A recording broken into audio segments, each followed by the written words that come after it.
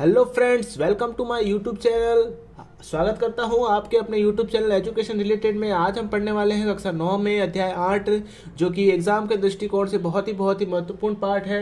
और basic topics जो कक्षा 10, 11, 12 के हैं वो यहाँ से क्लियर हो जाते हैं आपके।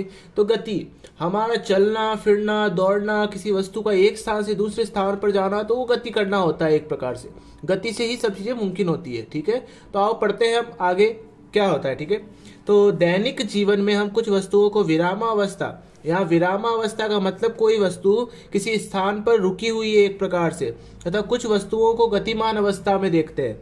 पक्षी उड़ते हैं, मछलियां तैरती है, रक्त का प्रवाह सिराओं धमनियों में होता है तथा मोटर गाड़ियां चलती है। तो ये सब किसके कारण होता है? गति करने का। ये सब क्या करती है? गति करती है। तो आओ हम इस चैप्टर का सबसे पहला टॉपिक स्टार्ट करते हैं। तो वो है सरल रेखीय गति।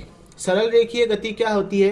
किसी एक रेखा में सीधी रूप से गति करना, सरल रेखीय गति। तो गति का सबसे साधारण प्रकार कैसा होता है? सरल रेखीय गति होता है। तो हमारे पास यहाँ पर एक उदाहरण दिया हुआ है कि जैसे कि यहाँ पर एक सरल रेखीय गति के लिए ग्राफ बनाया हुआ है, जहाँ से 0 से लेकर 60 किलोमीटर तक की दूरी को दिया गया है। हाँ, जिसके अंदर 0 से लेकर 60 किलोमीटर तक की गति का हमें जैसा कि बताया गया है। यहाँ पर एक ओ बिंदु निर्देश में दिया हुआ है और यहाँ पर 3 हमने बिंदु ले रखे हैं, जिसमें सी, बी, ए, जिन पर अलग अलग किलोमीटर दर्शा रखे हैं। तो यहाँ लिखा है कि वस्तु अपनी गति बिंदु ओ से प्रारंभ करती है। यहाँ पर ओ बिंदु है, तो यहाँ से मान लो कोई वस्तु अपनी गति करना क्या करती है? प्रारंभ करती है, जिसे निर्देश बिंदु माना जा सकता है। फिर माना कि भिन्न भिन्न क्षणों मतलब अलग अलग टाइम पे वस्तु ए, बी और सी पर स्थितियां प्रदर्शित करती है। तो पहले ये देखो कहाँ जाती है? पहले ये सी पर जाती है, उसके बाद उससे क्या बोला? सी और बी से गुजरती है, फिर सी से बी पर जाती है, उसके बाद ए तक पहुंचती है, यहाँ तक। तो यहाँ से लेके यहाँ तक की दूरी कितनी हो गई? ओ ए। फिर देखो उसने क्या बोला, इसके पश्चात यह उसी पथ पर वापस लौटती है और बी से गुजरते हुए, कहाँ से? बी से गुजरते हुए सी तक पहुंचती है। तो देखो नेक्स्ट दूरी क्या हो जाएगी? ए से सी। तो हम ये ए और सी, और यहाँ पर देखो अब कुल दूरी निकालने का बोला है, तो कुल दूरी हम सिंपली निकाल सकते हैं। तो देखो ओ से ए तक का कितना किलोमीटर है? तो हम यहाँ पे लिखेंगे 60 किलोमीटर। और फिर ए से लेके सी तक कितना है? तो देखो 5, 10, 15, 20, 25, 30 और 35। तो यहाँ हम लिखेंगे 35। फिर 5 और 6 और 3 9, टोटल कितना आ जाएगा दूरी डिस्टेंस? 95 किलोमीटर।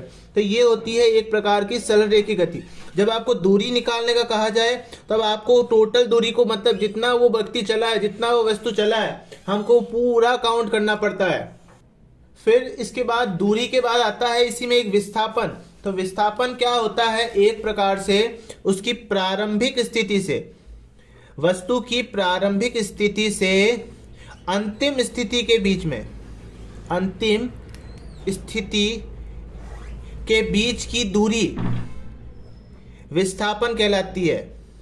तो माना वो वस्तु, देखो यहाँ पर क्या विस्थापन का परिणाम वस्तु के द्वारा तय की गई दूरी के बराबर हो सकता है? तो यहाँ O से A तक की गति, O से A तक की गति, अगर कोई वस्तु O से A तक गई तो देखो इसका प्रारंभिक पॉइंट क्या था? 0, और अंतिम स्थिति क्या है? 60 किलोमीटर पे। तो हम इसका विस्थापन कितना कहेंगे? 60 किलोमीटर कहेंगे। और अगर वस्तु O से A तक जाती है और फिर A से वापस O तक आती है, तो इसकी प्रारंभिक स्थिति भी 0 है और अंतिम स्थिति भी क्या हो जाएगी? 0 हो जाएगी। तो यहाँ विस्थापन कैसा हो जाएगा? शून्य हो जाएगा। कितना हो जाएगा? शून्य हो जाएगा। फिर नेक्स्ट पेज पर आते हैं हम, जहां पर हमारा नेक्स्ट टॉपिक है एक समान गति और असमान गति क्या होती है। तो एक समान गति, जैसे कि हम किसी रोड पर जा रहे हैं या किसी हाईवे पर हम हमारी गाड़ी को चला रहे हैं, तो हमारी गाड़ी की स्पीड 40 किलोमीटर प्रति घंटे की रफ्तार से चल रही। तो इसमें क्या है? हम पर किलोमीटर पर 40 की स्पीड से गाड़ी चला रहे हैं, तो सीधी रेखा में गति कर रही है। हमारी गाड़ी की स्पीड ना कम हो रही है ना ज्यादा हो रही है। तो हम इसे क्या कहेंगे? एक समान गति कहेंगे। क्या कहेंगे? एक समान गति। तो देखो एक समान गति की परिभाषा क्या होगी कि यहाँ पे देखो, माना कि एक वस्तु एक सीधी रेखा पर चल रही है।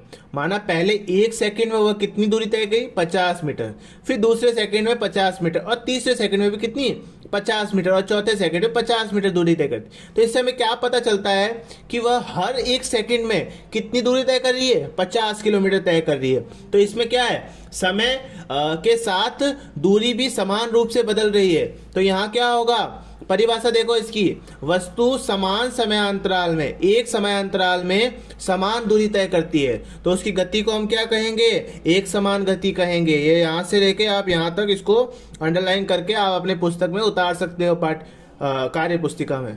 इसी तरह हम देखेंगे कि गति में, इसी प्रकार हम यहाँ देखेंगे कि असमान गति किस प्रकार की होती है। तो असमान गति इसका जस्ट ऑपोजिट होगा कि समान समय अंतराल में असमान दूरी तय करना। जैसे कि देखो, हम दैनिक जीवन में कई बार देखते हैं कि वस्तुओं के द्वारा समान समय अंतराल में असमान दूरी तय करी जाती है। उदाहरण के लिए भीड़ वाली सड़क पर जा रही कार, तो एक कोई भीड़ वाली सड़क पर कार जाएगी, तो देखो वो रह रहकर क्या मारेगी, ब्रेक मारेगी। समय तो उसी हिसाब से चलता रहेगा कि भाई 1 सेकंड, 2 सेकंड, 3 सेकंड चलता रहेगा, बट वो कार की स्पीड को क्या रोक रहा है, फिर तेज कर रहा है, धीरे कर रहा है, फिर तेज कर रहा है। फिर या पार्क में दौड़ रहा हो कोई एक व्यक्ति, दौड़ रहा है व्यक्ति, पहले तो अगर उसको ज्यादा स्टैमिना होगा, ज्यादा एनर्जी होगी, तेज दौड़ेगा, फिर जैसे जैसे वो थकता जाएगा धीरे होती जाएगी स्पीड, फिर कभी एकदम तेज दौड़ेगा, फिर कभी धीरे। तो ये सब क्या होते हैं, कुछ एक असमान गति के कुछ उदाहरण है। ऐसा ही यहाँ पर सारणी में दर्शाया गया है। तो यहाँ आप लोग देख सकते हैं कि 9:30 यहाँ पर समय दे रखे हैं। यहाँ वस्तु ए के द्वारा तय की गई दूरी मीटर में दी हुई है और वस्तु बी के द्वारा तय की गई दूरी मीटर में दी हुई है। तो यहाँ देखो 9:30 बजे जो वस्तु ए है उसने कितने मीटर दूरी तय की, 10 मीटर। उसी प्रकार 9:30 बजे वस्तु बी ने कितनी तय करी, 12 मीटर। फिर देखो जस्ट 15 मिनट बाद 9:45 पर उसने कितनी करी, ए ने 20 मीटर और बी ने कितनी करी, 19 मीटर। फिर 15 मिनट बाद वापस 10 बजे जाते हैं तो अपन देखते हैं कि 30 मीटर ए ने तय करी और 23 मीटर बी ने।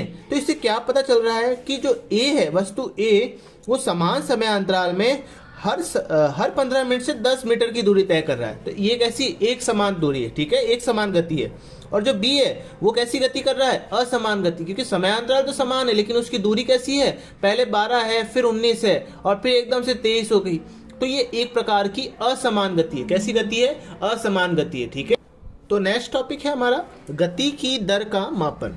अब जो गति की दर है, गति कितनी स्पीड से चल रही है, ऐसे हम बोलते हैं ना कि ये जो गाड़ी है 40 किलोमीटर प्रति घंटे की, तो मतलब 1 घंटे में वो कितनी स्पीड से जा रही है, कितनी दूरी तय कर रही है, तो 40 की स्पीड। तो वही गति की दर होती है। आप लोगों ने देखा होगा क्रिकेट मैच के दौरान जो बॉलर होता है बॉल फेंकता है तो नीचे वहां पर बॉल फेंकने की स्पीड आती है 140 किलोमीटर प्रति घंटा। मतलब क्या है कि वो बॉल कितनी स्पीड से आई है, तो 140 किलोमीटर पर घंटे के हिसाब से अगर उस बॉल को फेंका जाए तो 140 किलोमीटर की दूरी तय कर सकती है। तो इसी प्रकार देखो, किसी दी गई निश्चित दूरी को तय करने के लिए अलग अलग वस्तुएं अलग अलग समय लेगी। तो जाहिर सी बात है कि भाई कोई दूरी अगर मैंने आपको 60 किलोमीटर की दे दी, एक कोई मोटरसाइकिल से जा रहा है और दूसरा कार से जा रहा है, तो दोनों का समय क्या होगा, अलग अलग होगा कि नहीं होगा। उसी प्रकार से इनमें से कुछ वस्तुएं तेज चलती है तो कुछ कैसे चलेगी, धीमे चलेगी।